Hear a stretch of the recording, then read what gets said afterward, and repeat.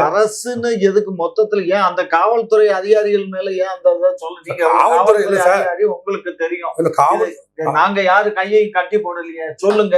அரசாங்கம் வந்து காவல்துறையினுடைய கைகளை கட்டி விட்டது, அதனால நாங்க இதுல சரியான முறையில புலன் விசாரணை செய்ய இயலல அப்படின்னு வேணா சொல்லுங்களேன். இப்ப ஏடிஜிபி லாண்ட் ஆர்டர்கிட்ட நெறியாளர்களை அது மட்டும் பத்திரிகை நிருபர்கள் எல்லாம் வந்து கேள்வி கேட்கிறாங்க. அவருடைய சார் ஏற்கனவே வந்து பல கொலை வழக்குகளை இவனுங்க 2 பேரும் 3 பேரும் நாங்க செஞ்சதா கன்ஃபெஷன் பண்றாங்க. ஆனா நீங்க 11 குற்றவாளிகளை ஏற்கனவே கைது பண்ணி போட்டிருக்கீங்கிறாரு.